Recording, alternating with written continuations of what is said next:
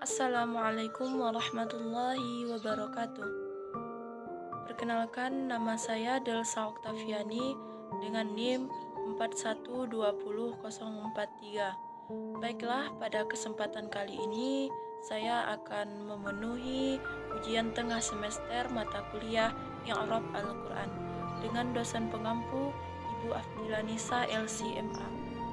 Baiklah, pada kesempatan kali ini saya akan menjelaskan poin yang pertama, yaitu definisi i'rab Al-Quran dan urgensinya beserta dalil yang mendasari tentang i'rab. Nah, poin yang pertama yaitu definisi i'rab. Kata i'rab dapat diartikan perubahan tanda baca pada sebuah teks. Sedangkan menurut Ibnu Al-Anjurumi, i'rab adalah perubahan akhir kata karena perbedaan fungsi kalimat yang terdapat pada teks tersebut. Sedangkan menurut Syekh Zaini Dahlan dalam kitab Matan Al-Jurumiyah, beliau menjelaskan bahwa i'rab adalah perubahan keadaan akhir kata karena perbedaan beberapa amil atau penyebab perubahan akhir kata yang menyertainya, baik secara lafal maupun perkiraan. Selanjutnya yaitu i'rab. I'rab adalah alat yang dengannya seorang mampu mencapai derajat kefasihan berbahasa Arab dan melalui penuntut ilmu bisa mengetahui makna-makna yang terkandung dalam teks dan konteks dari susunan teks. Selanjutnya yaitu pembahasan tentang i'rab Al-Quran. Nah, di sini saya mencantumkan ada dua.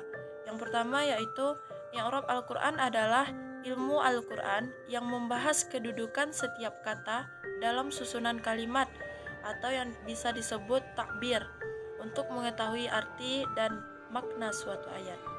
Yang kedua yaitu i'rab Al-Quran adalah ilmu yang membahas tentang letak setiap kata dalam struktur kalimat atau bisa disebut dengan takbir untuk mengetahui guna dan makna suatu ayat. Selanjutnya yaitu urgensi i'rab Al-Quran. Nah, di sini urgensi i'rab Al-Quran. Urgensi i'rab Al-Quran itu sangat penting karena untuk memahami apa saja itu perubahan-perubahan akhir kata atau akhir kalimat di dalam ayat-ayat Al-Quran. Poin selanjutnya yaitu dalil yang mendasari tentang i'rab. Di sini saya mencantumkan dalilnya terdapat di dalam surah An-Nisa ayat 82 yang berbunyi A'udzu billahi minasyaitonir rajim. Bismillahirrahmanirrahim. Afala yatadabbaruna al-Qur'an walau kana min 'indi ghairillahi lawajadu fihi ikhtilafan katsira. Shadaqallahul azim. Artinya atau terjemahannya, maka tidaklah mereka menghayati atau mendalami Al-Quran sekiranya Al-Quran itu bukan dari Allah. Pastilah mereka menemukan banyak hal yang bertentangan di dalamnya. Nah, setelah kita menjelaskan tentang definisi i'rab, selanjutnya di sini saya akan menjelaskan tentang bagaimana sih sejarah kelahiran dan perkembangan ilmu i'rab Al-Quran. Yang pada poin yang pertama yaitu saya akan menjelaskan tentang sejarah kelahirannya. Sejarah i'rab pada hakikatnya, i'rab adalah inti dari pembahasan ilmu nahwu.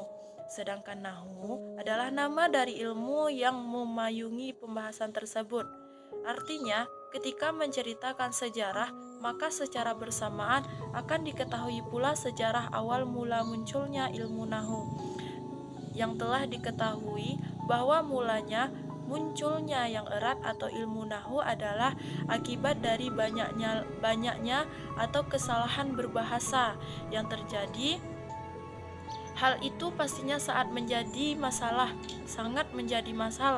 mengingat bahasa i'rab bukan hanya bahasa sosial, namun juga bahasa agama. Ada banyak kisah tentang bentuk-bentuk olahan yang terjadi, di antaranya yaitu sebagaimana dijelaskan tentang kisah Abu al-Ashwali dengan putrinya. Poin selanjutnya yaitu perkembangan i'rab Al-Quran. Perkembangan ilmu Nahwu atau bisa disebut dengan ilmu i'rab pada abad pertama Hijriah dimulai dari kota Bashrah, kemudian meluas hingga ke kota Mekah dan Madinah. Nahwu mazhab Bashrah yang dipelopori oleh Imam Sibawayh merupakan satu dari dua arus kelompok besar ilmu Nahwu, selain Nahwu mazhab Kufah yang dimotori oleh Imam Al-Kisai. Ada 8 generasi dari perkembangan Nahwu mazhab Basrah yang masing-masing dari generasi tersebut memiliki tokoh yang berperan, yaitu generasi pertama Abu al-Aswad ad-Duaili, Abdurrahman bin Hurmuz. Generasi kedua yaitu Yahya bin Yamur al-Udwan al-Lais, Abu Abdullah Maimun al-Aqran al-Basah al-Fil, dan Nas bin Hashim al-Lais. Generasi ketiga Abdullah bin Abi Ishaq, Abu Amr bin Ula, dan Isa bin Umar at-Tasaki. Generasi keempat yaitu Al-Khalil bin Ahmad dan Yunus bin Habib. Generasi kelima yaitu Sibawayh dan Al-Yazidi. Generasi keenam Al-Akhfasi Al-Awsat dan Qatrab.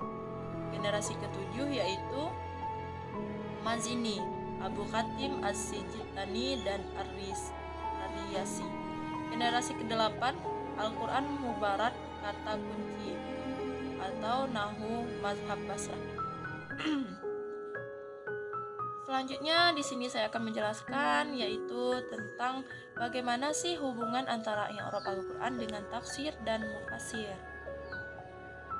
Nah, jika dihubungkan dengan Al-Quran, maka untuk memahami makna kalimat-kalimat atau ayat-ayat dalam Al-Quran diperlukan pengetahuan tentang i'rab Al-Quran. Untuk memahami makna kata dengan terlebih dahulu memahami fungsi dan hukum i'rab kata dalam Al-Quran tersebut. Selanjutnya, secara normatif, perintah memahami i'rab Al-Quran terdapat di dalam Al-Quran dan hadis. Dalam Quran surah An-Nisa ayat 82 tersirat perintah untuk memahami Al-Quran itu sendiri. Lanjut yang keempat yaitu di sini saya akan menjelaskan metode i'rab Al-Quran dan syarat dan adab i'rab. Nah, untuk metode dalam i'rab itu ada 3. Yang pertama yaitu mengenal kalimat, yang kedua yaitu mabni dan mu'rab, yang ketiga yaitu al-majrurat. Sedangkan syarat dan adab i'rab, atau syarat-syarat mu'arib yang ada 3. Di sini saya menjelaskan syarat-syarat dari mu'arib itu ada 3. Yang pertama yaitu adatul syarti, yang kedua fi'lu syarti, yang ketiga jawabu syarti. Sedangkan syarat dan adab i'rab atau adab-adab pengi'rab yang pertama yaitu adab ilmiyah wa fikriyah. Di sini adab ilmiyah wa fikriyah yang pertama yaitu menguasai ilmu bahasa Arab dan seluruh aspeknya. Yang kedua, memiliki wawasan yang luas tentang ilmu Al-Quran. Sedangkan adab pengi'rab yang kedua yaitu adab talaqi wa taqrir al-ahkam. Di sini menjelaskan amanah terhadap ilmu dan memiliki sifat tawadhu', menuntut ilmu kepada ahlinya, memiliki perhitungan yang tajam serta cermat dalam menetapkan hukum. Sedangkan adab pengi'rab yang ketiga yaitu adab uslubiyah mustalahiyah. Di sini adab uslubiyah yaitu menggunakan uslub yang jelas dan menghindari pemaksaan. Yang kedua, mengambil mustalah yang layak dengan kitab. Yang ketiga, lentur dalam mengambil mustalah atau formula pada mu'arib. Selanjutnya yaitu pembagian dan tanda-tanda i'rab. Nah, di sini saya akan menjelaskan tanda-tanda i'rab. Ada 4. Yang pertama yaitu rofa, yang kedua nasab, yang ketiga khafat, dan yang keempat jazam. Yang pertama saya akan menjelaskan tentang rofa. Rofa yaitu yang ditandai oleh dhammah. Sebagai contohnya ja'a Muhammad, dan penggantinya yaitu waw dan alif, waw, alif, dan nun. Yang kedua yaitu i'rab yang ditandai oleh fathah. Contohnya akaltu tufaha, dan penggantinya yaitu alif, kasrah, ya, dan membuang nun. Tanda i'rab yang ketiga yaitu khafat. Khafat adalah i'rab yang ditandai oleh kasrah. Contohnya kataba Muhammadun ala sabburah, dan penggantinya ya dan fathah. Yang keempat tanda i'rab yaitu jazam. Jazam adalah yang ditandai oleh sukun. Contohnya idhab, dan membuang huruf. Mungkin sekian pembahasan saya atau yang dapat saya sampaikan untuk memenuhi tugas ujian tengah semester mata kuliah i'rab Al-Quran dengan dosen pendampingnya Ibu Afdilanisa.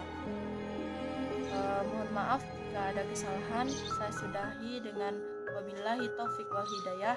Assalamualaikum warahmatullahi wabarakatuh.